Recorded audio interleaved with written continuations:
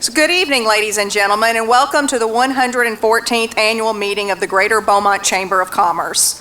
At this time, I ask that Bishop Curtis Guillory come to the podium and offer the invocation.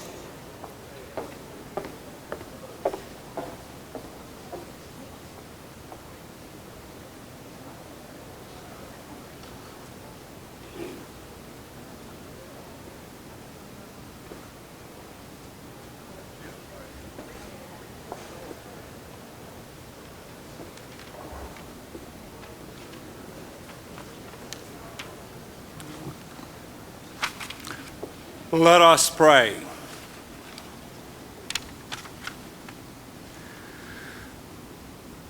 In Psalm 13, the psalmist cries out to God, "How long, Lord, will you utterly forget me? How long will you hide your face from me?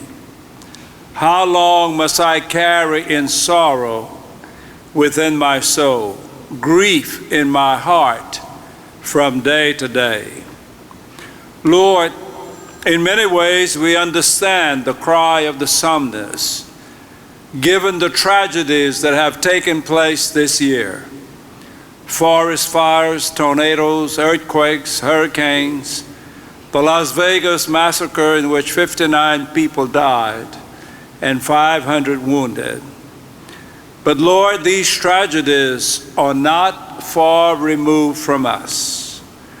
Tropical storm Harvey hit us hard, bringing with it severe flooding, which took human life. Countless injuries destroyed or severely damaged homes. People displaced, losing their precious belongings. Businesses, property, and livelihood lost. So Lord, like the psalmist, where were you?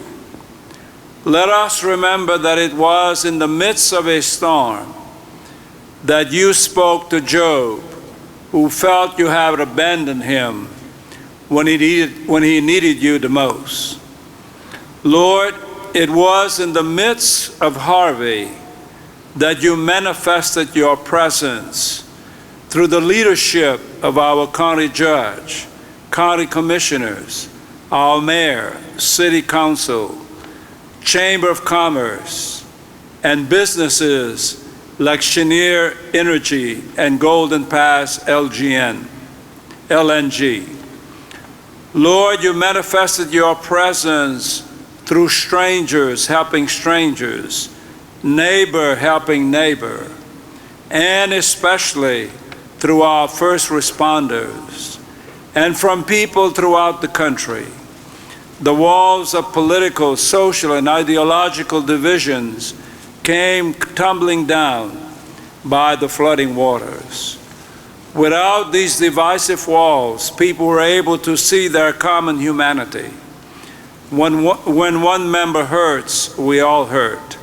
When one member rejoices, we all rejoice. Lord, it is the sacrificial love you have for us that unites us, that keeps our communities from breaking up. Your presence manifests itself through our love for you and one another. Lord, as we move forward with recovery and rebuilding, I paraphrase the words of the psalmist in conclusion. Look upon us, answer us, Lord. Give light to our eyes, lest we sleep in death. We trust in your faithfulness. Grant every heart joy in your help, that we may sing of the Lord, how good our God has been to us. We pray in the name of the Father, Son, and Holy Spirit. Amen.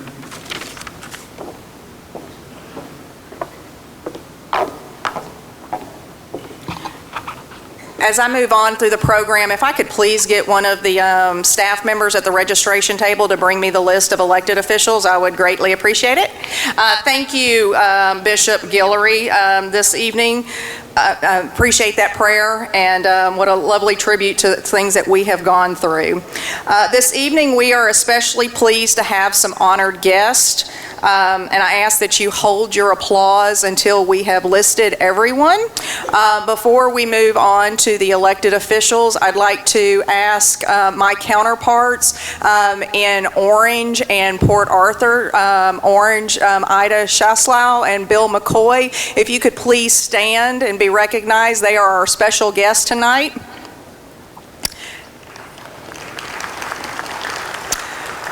And we invited them because our recipients today not only are important to Beaumont, but they are important to the entire region. So we wanted the entire region's chambers to be here to recognize them. And so now, if you can hold your applause, and if I call your name, if you could please stand to be recognized. Our elected officials are Pat Anderson with the Port of Beaumont, Lee Smith with the Port of Beaumont, Jeff Brannick, Jefferson County Judge, Becky Ames, Mayor of Beaumont, W.L. Pate, City of Beaumont Council Member, Dade Phelan, Texas House Representative, and Baylor Wortham, Judge, the 136th District Court. Could you please stand?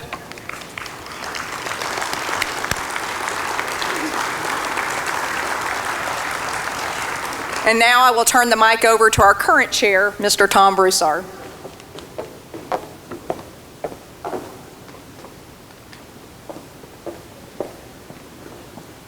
So the first thing Paula Bothe told us about is to make sure the mic is a proper placement, and with Regina, that's a challenge. It has been an eventful year. Tonight that we celebrate our accomplishments and important events. We have prepared a short video to illustrate some of these highlights. This past fiscal year, our greatest accomplishments have included civic engagement in the community through the Beaumont ISD Candidate Forums, Golden Triangle Days in Austin, and our most successful legislative luncheon yet.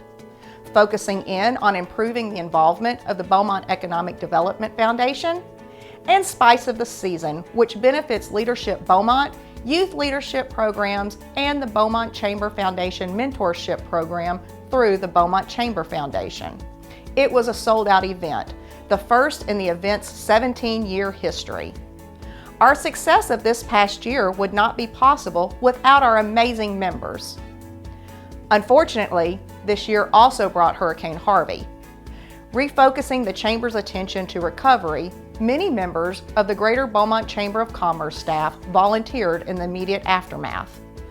Although the Chamber was closed, phone calls were transferred to my cell phone. Over the 2 weeks that the Chamber was not open, the Chamber received over 700 communications. Once the office was up and running again, the staff got to work gathering information for a recovery packet, calling members to see if they suffered any damage, distributing humidifiers that were donated, and handing out over 250 flood buckets donated by the community of Jackson County, Mississippi, and Jackson County Home. The road to recovery is long, but there is no doubt in my mind that this area will rebuild and we will be better than ever. As we celebrate our 114th annual meeting, we acknowledge with gratitude the power of our people. Thank you for all your dedication and enthusiasm. Please join me in applauding the membership of the Greater Beaumont Chamber of Commerce. You've earned it.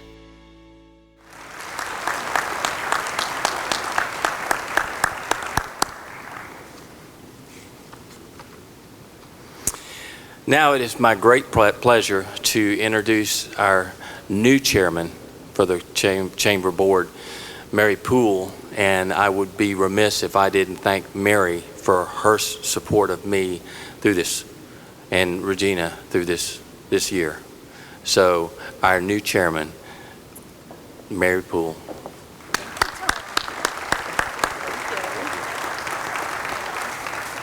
Well, good evening, ladies and gentlemen, and thank you for being here tonight. We're honored for each and every one of you to be here. My first act as the chairperson for this year's Chamber of Commerce is to recognize our past chairperson, Tom. Tom, you've done an amazing, just beyond what we could expect this year. It's been a tough year, right? Hurricane Harvey decided to pay us a visit, and he's been right there through all of it. His willingness to serve is remarkable. Tom, you and your family are a pillar in this community, and we appreciate everything you do. We have a little gift for you. You have to open it in front of everyone. Yes, you do. You got to do that first.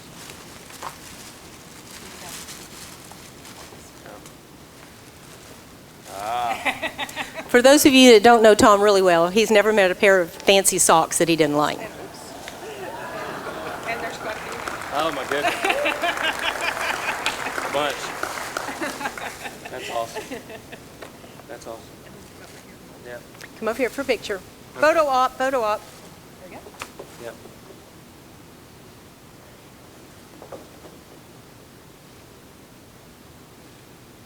Get my good side. Okay. Thank you, Tom. Well, it is my pleasure tonight to introduce our guest speaker. Hurricane Harvey's devastating effects are still echoing throughout Southeast Texas and the rest of the country. As you have witnessed, our citizens have been exemplary in demonstrating the Texas can-do spirit and the incredible willingness to love thy neighbor with not only words, but actions. The ordeal of these past few weeks has illustrated dramatically how important leadership in our community can be.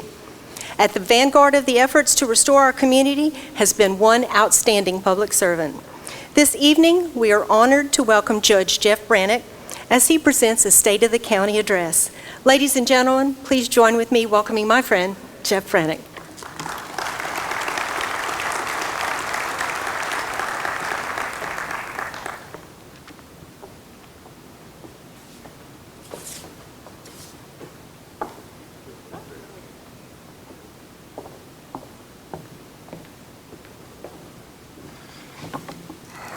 Well, good evening.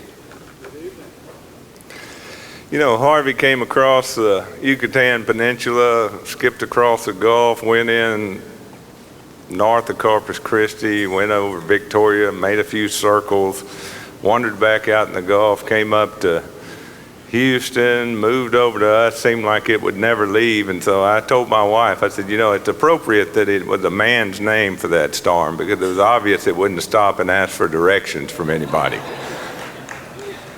I think it's really, I could just sit down right now because Bishop Guillory already gave my speech in his prayer. And I could save you some time, but it's indeed an honor for me to be here and share this evening with you, and especially to honor two companies that I'm so extremely proud of, to have them call Southeast Texas home, particularly Jefferson County and Southwest Louisiana, but they're on our waterway, so we're going to claim them. You know, in the book, A Tale of Two Cities, it begins with the words, "It was the best of times and it was the worst of times." And those words, I think, aptly describe the sentiment that I have when I consider what's happened to our area over the last 47 days. Certainly the destruction that was wrought by Harvey will likely be the most expensive in American history. Thousands of families been displaced as a result of the storm. We've suffered hundreds of millions, if not billions of dollars worth of damage to our residences and businesses. And so far, when I checked this morning, there were over 6,600 claims that had been filed on national flood insurance policies in Jefferson County alone. And over $116 million in NFIP claims had been paid in Jefferson County to date. Now, we know that only about 20% of the residents in Jefferson County actually had flood insurance. So we know that most of the people who sustained damage did not have flood policies, and there's a huge void there that we are working to address as we move forward. And I have to say and give thanks to a lot of different people, and that is this, that our state and federal government officials, from the governor down to Representative Phelan and Dusatel, our congressmen in Washington, our senators, have moved to eliminate red tape, have moved to push recovery resources to our area at what I just have to call light speed when compared to what we saw in the aftermath of Hurricanes Rita and Ike. It has been truly phenomenal. We waited 8.5 months for our first reimbursement check for debris removal after Hurricane Ike. The county had a $2.6 million check for debris cost, estimated debris costs, within 5 days of sending a note to the governor about what we estimated them to be. So I couldn't be any more thankful for the way that the federal government and the state government has come together to work with units of local government to assure that recovery happens as quickly as it possibly can. So in the midst of this backdrop of all this damage and destruction, obviously, for those who are displaced from their homes, for those who don't have flood insurance, this is the worst of times. But I want to take a moment to point out the best of times that I saw in the actions of others as we moved through this event, and to express my appreciation for what they've done. I want to express my appreciation for our sheriff's department, and I think it's altogether fitting that anytime I have an opportunity in a public forum in such close proximity to the disaster that we suffered, that I do express this appreciation. To our sheriff's department, to our city police and fire departments, to the volunteer fire departments and the emergency services districts, the Parks and Wildlife Game Wardens, the National Guard, both the Army and Air Force, to the Texas DPS and the Division of Emergency Management personnel, to our own city and county emergency management coordinators and personnel, to our road and bridge workers and our public works people, to our airport personnel who kept the lifeline of humanitarian aid moving during a time when all of our ground transportation corridors were covered over with water, down to our drainage districts and our municipal utility district workers. They all did an outstanding job, and what they did is worthy of our appreciation.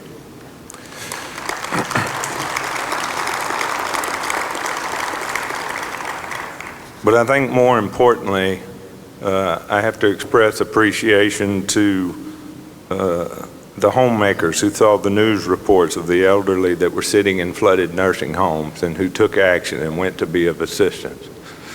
To all the rednecks and the Cajuns that launched their boats on the streets of Jefferson County and went to rescue people when our first responders' resource was stretched to maximum capacity. And a collective Southeast Texas word of appreciation to the thousands upon thousands of people who came from every state in the union to help people tear out sheetrock and pull up floors to get their homes in a state to where they wouldn't be susceptible to mold growth that might endanger their health. We're extremely appreciative because that helps us return to at least some sense of normalcy or some new sense of normalcy in the aftermath of a major event of this magnitude. And I think, as Bishop Guillory said, what it reminds me of is that in a time in American society when we have probably, since the Revolutionary War or the Confederacy, never seen a time of such divisiveness and fragmentation, it is a stark reminder to me of what we can accomplish when we get into the boat and we all row in the same direction. So before I speak about our honorees here tonight, which I certainly want to take the opportunity to do, I want to highlight an issue that I believe is of manifest significance to the future economic prosperity of Jefferson County and to the nation as a whole, and that is the Sabine Neches Waterway. It's a waterway which each of our honorees here tonight will become increasingly more dependent upon as they export LNG to other parts of the globe and work to right a trade imbalance that has been wrong for many years. Our 65-mile long ship channel was last deepened to 40 feet over 50 years ago. In 2014, federal legislation authorized the deepening of the channel to 48 feet, but we have yet to receive the federal appropriations of approximately $1.1 billion, or $750 million as the federal share and $300-something million as the local share, to actually accomplish the project. Our waterway is the nation's largest LNG exporter, the second largest crude exporter, and it's home to the #1 military port in the world. And it's the third largest refining complex in the United States on the Jefferson County Sabine-Neches waterway. I expect because of industrial expansion that in a very short time we will become the #1 refining complex in the United States. But even in our present position, our effect on the U.S. economy is dramatic.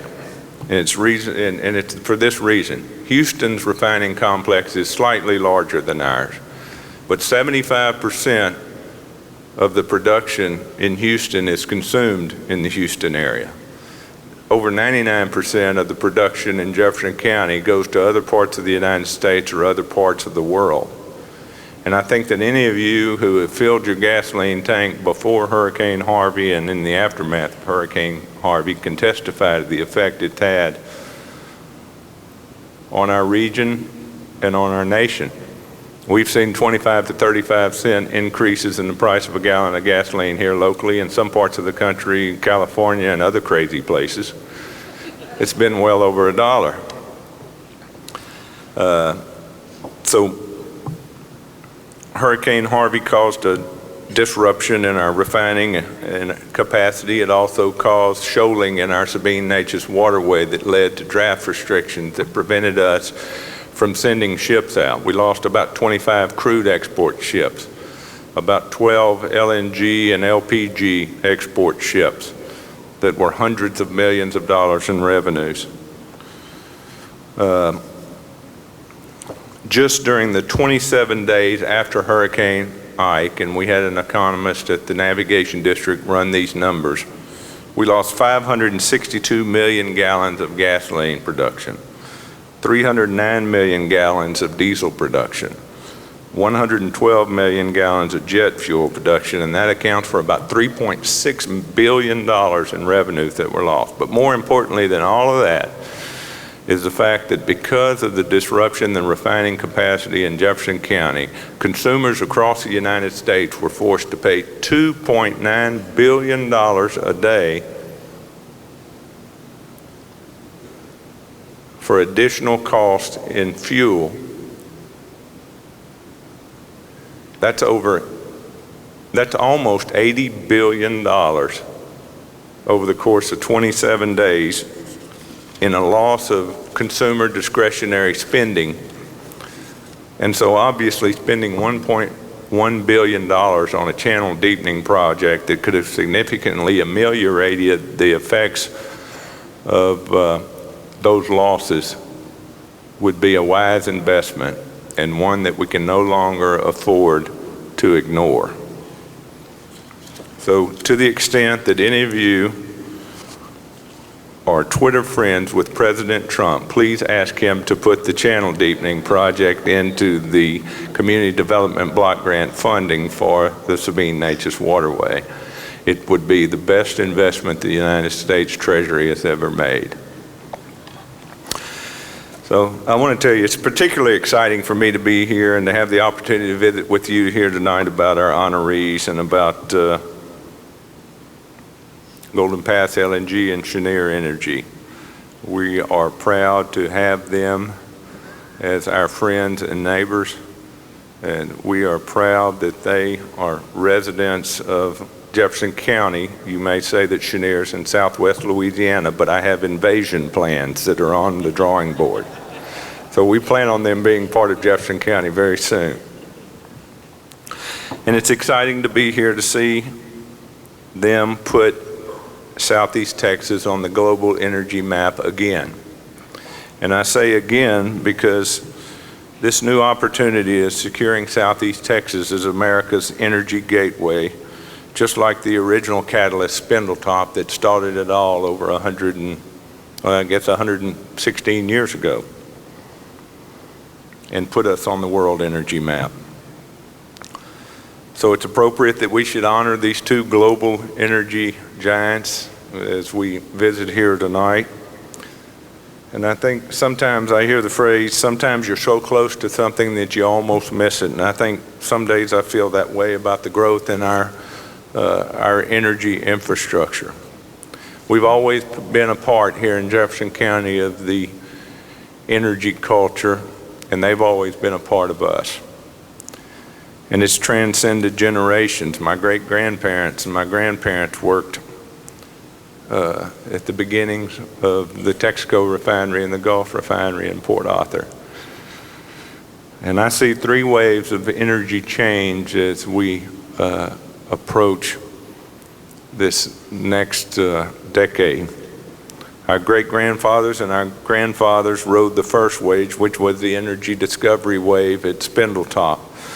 And that's the economic activity that moved Southeast Texas from a farming and ranching community to being an energy giant in the United States. And we ride that wave continuously today.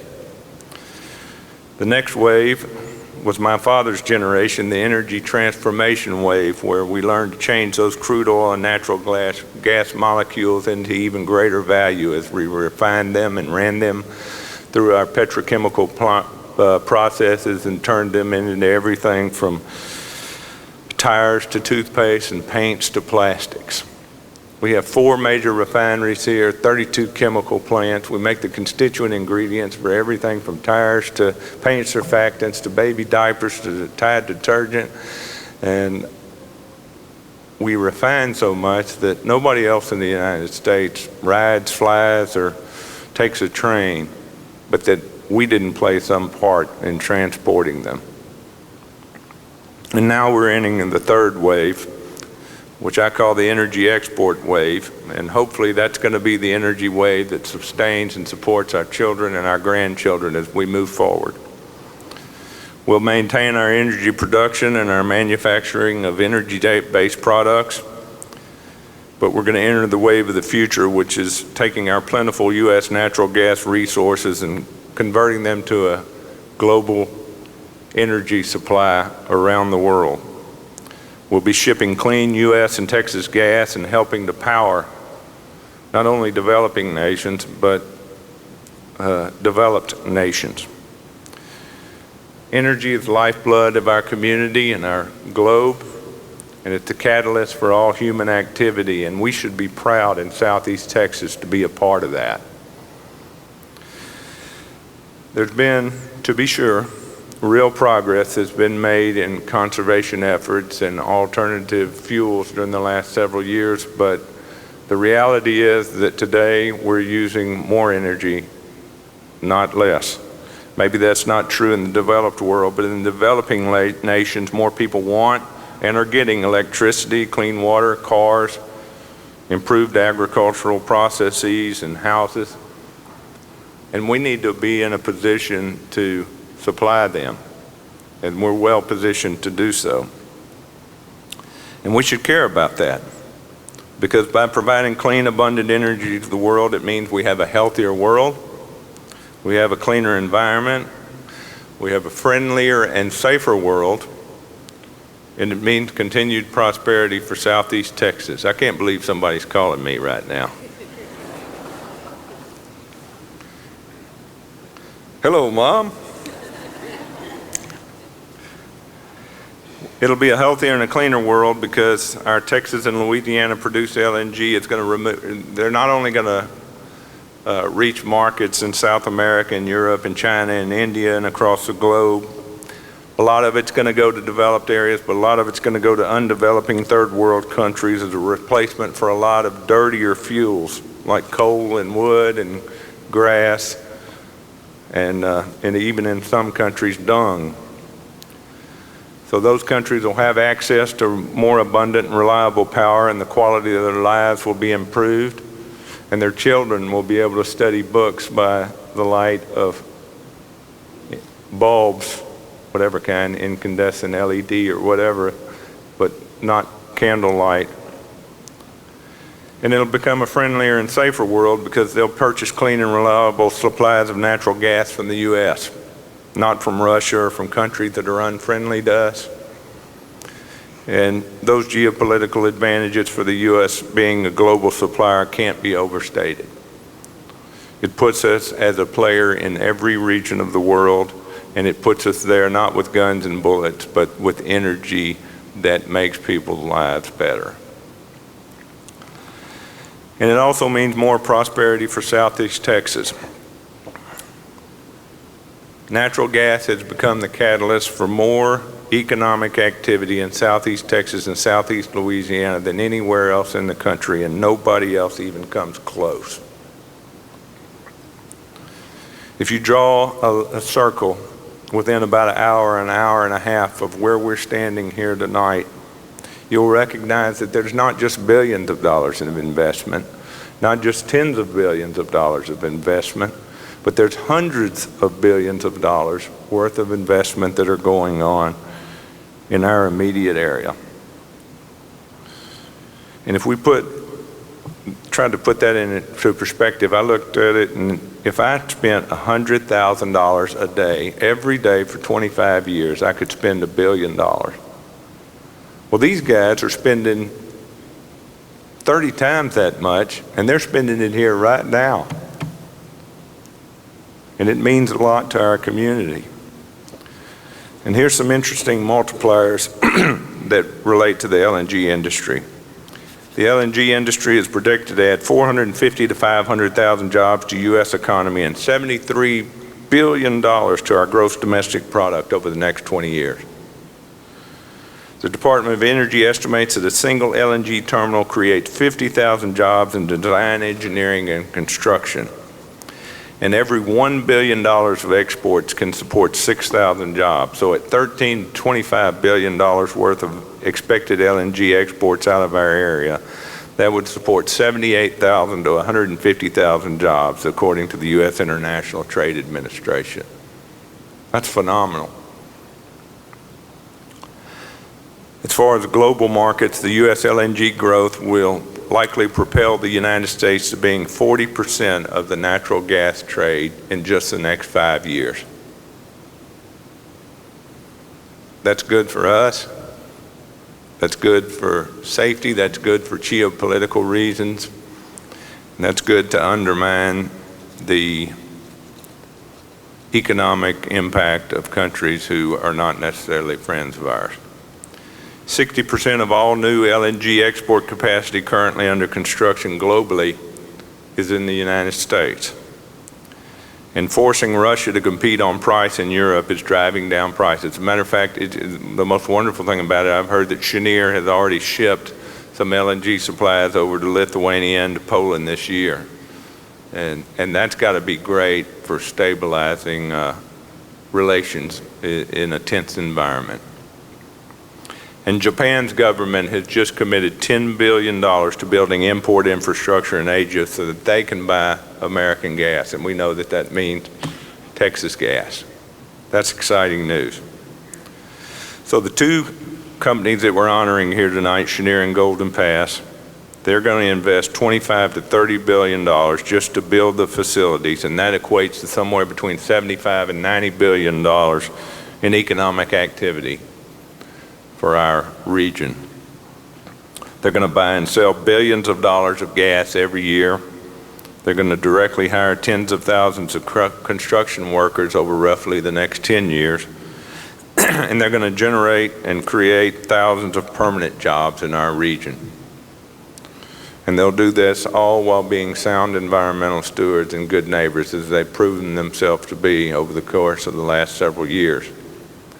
Who could have even considered what was going to happen just a few years ago, that a LNG import facility was built in Sabine Pass, and the miracle of fracking changed the environment so much that it became a worthless investment. And I've always told friends of mine, heck, if ExxonMobil can't figure this out, I mean, I sure can't figure it out. So, I mean, that's how dramatic the impact of our gas finds in the United States are. And I just wanted to say that I am extremely proud of the Beaumont Chamber for recognizing these two entities here tonight, for honoring them. They have done a magnificent job. We expect great things of them as we move forward in the future. I honor you and thank you for being citizens of Southeast Texas and being on our waterway, and look forward to working with you in the future, because what's good for Jefferson County is great for the nation and the world, and you're going to play a huge part in that, so I thank you.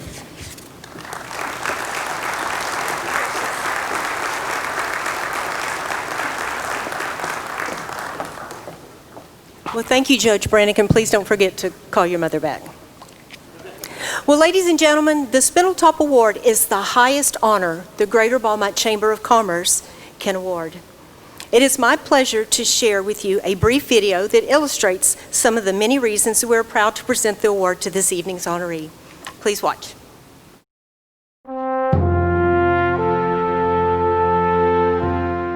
The discovery of oil in Southeast Texas in 1901 launched an industry that continues to fuel a great portion of the economy of the United States. In the 20th century, oil was the king of energy, and much of that energy was produced in Texas and refined in the Golden Triangle. In the 21st century, natural gas is rapidly becoming the dominant fuel source globally. Thanks to innovations such as hydraulic fracturing and horizontal drilling, the United States recently overtook Russia as the world's largest natural gas producer. The surplus of natural gas has made the Gulf Coast of Texas and Louisiana a prime location for LNG export facilities. Cheniere Energy is currently America's only exporter of liquefied natural gas, or LNG, and will soon be one of the top 5 suppliers in the entire world. When Cheniere was founded and its Sabine Pass facility was first built, it was an import facility. But the natural gas boom in the United States caused Cheniere to rethink its business model. And now the company purchases, transports, liquefies, and sometimes ships LNG all over the world. Since its first cargo of LNG was exported in February of 2016, LNG from Sabine Pass has reached 25 countries on 5 continents. The Sabine Pass facility is state-of-the-art and has employed thousands of local construction workers and employs hundreds more on a permanent basis. Cheniere has become a true partner with local communities on the Gulf Coast, contributing millions of dollars to local charities. Cheniere employees continue to work hands-on for victims of the storm, providing $1 million for Hurricane Harvey relief, as well as participating in a broad range of charitable endeavors, such as Beaumont's Giving Field and the Gift of Life. Originally planned as an expansion to one of the largest LNG import terminals in the United States, the Golden Pass LNG project recently received approval from the Federal Energy Regulatory Commission to commence operations. Golden Pass will be a world-class LNG export facility, creating thousands of jobs during construction, with an emphasis on use of local vendors, suppliers, workforce, and future opportunities for our economy. Slated to begin exporting natural gas as early as 2021, Golden Pass has made a concerted effort to benefit and grow businesses in Southeast Texas through their local business initiative. In addition, Golden Pass LNG is committed to environmental stewardship in the region. For example, while preparing for construction, Golden Pass LNG teamed up with Ducks Unlimited, an international nonprofit focused on waterfowl habitat conservation, to restore 1,300 acres of marshland, known as the J.D. Murphy Wildlife Management Area. Both Cheniere and Golden Pass LNG have demonstrated that liquefied natural gas facilities are rapidly becoming among our nation's most valuable assets. In addition to direct investment of billions of dollars, these projects are providing substantial stimulation to the regional economies of the Gulf Coast. Each has demonstrated commitment to creating safe facilities that will provide clean energy worldwide and a better life for local citizens. The Greater Beaumont Chamber of Commerce is proud to salute the men and women of the liquefied natural gas industry.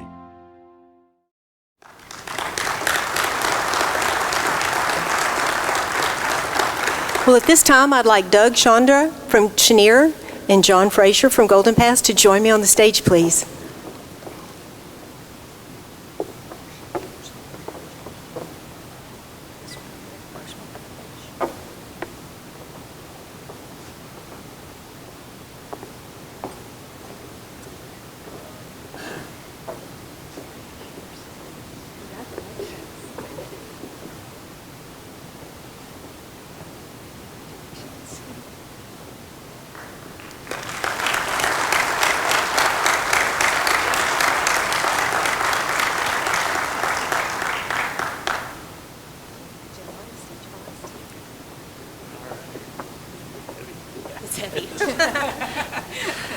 I don't want to drop it.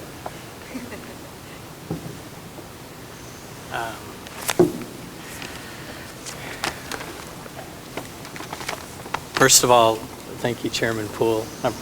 This is a wonderful opportunity, wonderful award, and thank you, President Lindsay, and your staff for putting on such a great, incredible event tonight.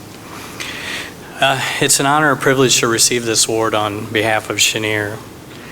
When Chenier first started looking in this region to build an LNG import facility almost 15 years ago now, our company received the warmest welcome from local residents, from elected officials, from economic organizations, and all sorts of groups across the Golden Triangle. People of Southeast Texas and Southwest Louisiana understand the importance and the benefits of the energy industry and have demonstrated this, and you guys have demonstrated that you're proud to be known as a world-class energy hub. This community has supported our project from the earliest days of permitting through construction and now into operations. The support for not only our company but the entire LNG industry has been unwavering. We want to thank all of you for your support and let you know how much we appreciate it and how important that support has been to get us to where we are now. For the past year and a half, the only LNG exports coming out of the continental U.S. have been shipped right here out of the Sabine-Neches waterway from our Sabine Pass facility. We're now approaching almost 200 cargoes that have been delivered to over 25 countries around the globe, and that all started right here in Sabine Pass and the Sabine-Neches waterway. LNG from this Gulf Coast is having impact all over the globe, as mentioned earlier, in places like South Korea, Poland, Brazil, Spain, everywhere. Even the Middle East, as a matter of fact. We currently have nearly 500 employees on site, not to mention the hundreds of vendors and contractors we have. We have over 250 contractors that report out to our site every day. Many of those come from right here in the Golden Triangle. We have so many strong partnerships in this region, and many of those with people and organizations that are here with us tonight. In addition, our Community Investment Council contributes tens of thousands of dollars every year to dozens of organizations throughout Southeast Texas because it's important to us, and it's one of our core values to invest in the communities where we operate and where our employees live. We look forward to continued partnership with Beaumont and the entire Golden Triangle as we continue to provide clean and efficient and affordable energy around the globe for decades to come.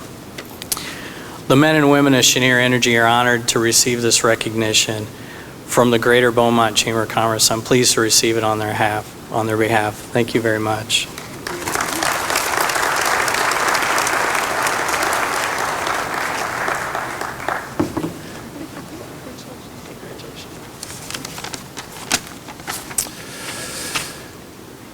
Good evening. On behalf of Golden Pass LNG, we'd like to thank the Chamber for this award. We're greatly honored to receive it. Since 2005, Golden Pass has been dedicated to the safety, the environment, and to our community. Just a short comment on the community. I've worked and lived in a lot of places around the world, a long time, I'm getting old. And here in Southeast Texas, the community here is so amazing. I, like lots of other folks sure in this room, got flooded out in the hurricane, And there was, as soon as we could get back in the house, there was a crowd of friends, neighbors, and some people I didn't even know that came and helped us and got us back on our feet. So the community here is amazing, and you should all be very, very proud of it. And just to clue up, thanks again for this award, and we look forward to our expansion and growth and being part of this community for a long, long time. So thanks very much.